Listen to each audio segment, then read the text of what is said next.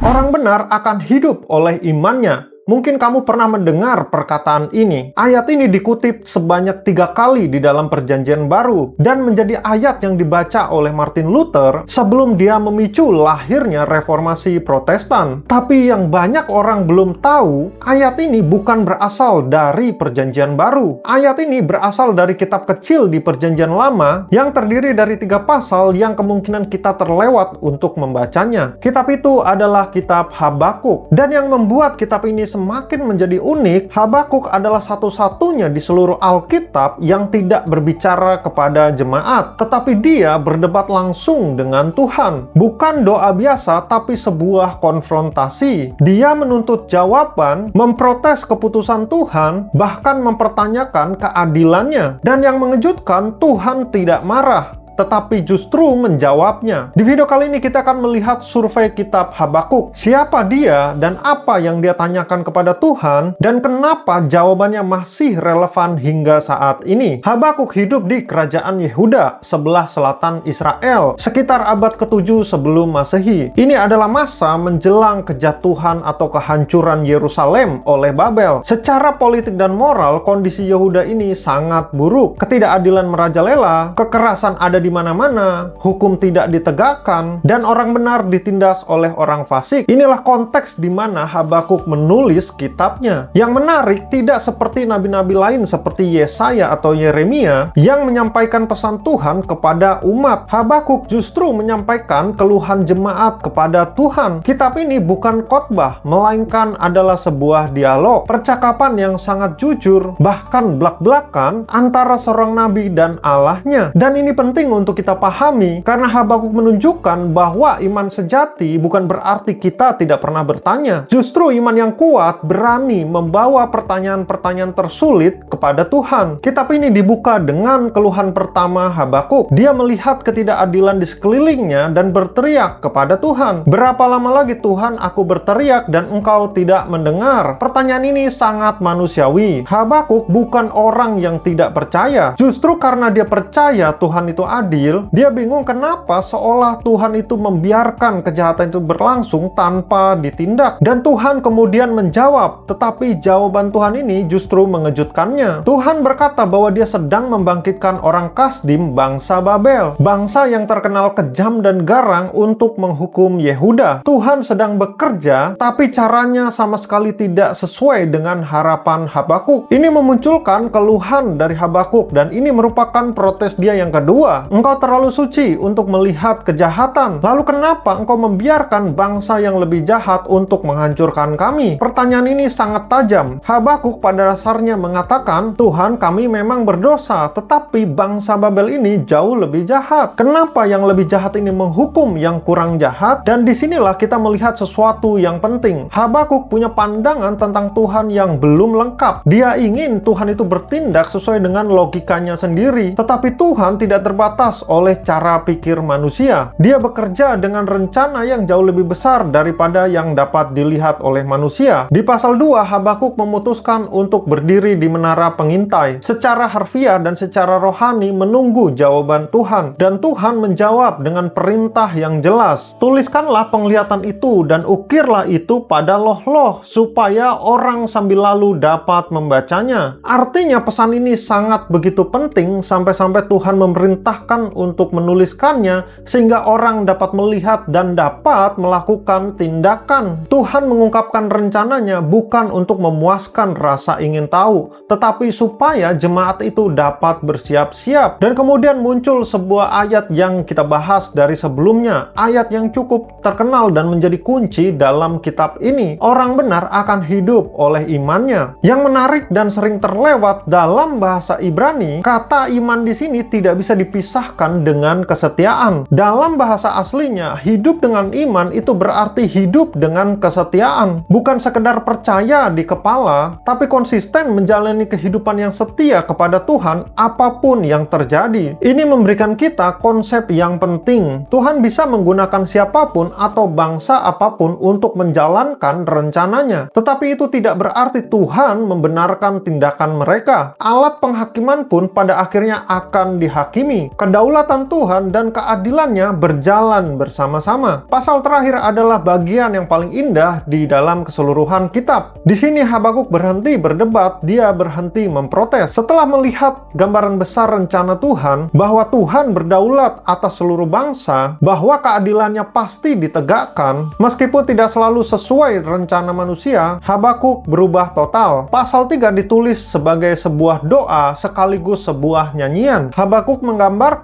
kuasa Tuhan yang dahsyat, Tuhan yang kemuliaannya menyelimuti langit, yang mengguncang bumi dan bangsa-bangsa. Dan kemudian kitab ini ditutup dengan salah satu pernyataan iman yang paling kuat di seluruh Alkitab. Sekalipun pohon ara tidak berbunga, pohon anggur tidak berbuah, hasil pohon zaitun mengecewakan, sekalipun ladang-ladang tidak menghasilkan bahan makanan, kambing domba terhalau dari kurungan, dan tidak ada lembu sapi dalam kandang, namun aku akan bersorak-sorak di dalam Tuhan, beria-ria di dalam Allah yang menyelamatkan aku. Perhatikan apa yang terjadi di sini. Habakuk tidak menyatakan bahwa Tuhan sudah menyelesaikan semua keluhannya. Keadaan di sekitarnya masih sama buruknya. Pohon ara tetap tidak berbunga, ternak tetap habis, situasi politik dan ekonomi tetap hancur. Dia memutuskan bahwa sukacitanya tidak bergantung pada situasi, tetapi pada pribadi Tuhan itu sendiri. Inilah transformasi dari kenapa Tuhan menjadi meskipun demikian aku tetap percaya. Kitab Habakuk memberikan kita beberapa pelajaran yang masih sangat relevan. Pertama, Tuhan tidak marah dengan pertanyaan kita. Budaya kita sering mengajarkan bahwa ketika kita bertanya kepada Tuhan itu kurang ajar atau tidak sopan. Tapi kitab ini menunjukkan bahwa membawa pertanyaan jujur kepada Tuhan justru merupakan tanda iman, bukan tanda keraguan. Yang salah bukan bertanya. Yang salah adalah lari dari Tuhan karena tidak memahami rencananya. Kedua, jawaban Tuhan tidak selalu sesuai dengan harapan kita. Habakuk meminta keadilan dan Tuhan menjawab dengan mendatangkan Babel. Kadang Tuhan bekerja dengan cara yang sama sekali berbeda dari apa yang kita pikirkan, karena perspektifnya jauh lebih luas daripada perspektif manusia. Yang ketiga, iman itu bukanlah perasaan, tetapi merupakan kesetiaan. Orang benar hidup oleh imannya, dan iman di sini berarti kita berjalan bersama Tuhan terlepas dari apapun yang terjadi.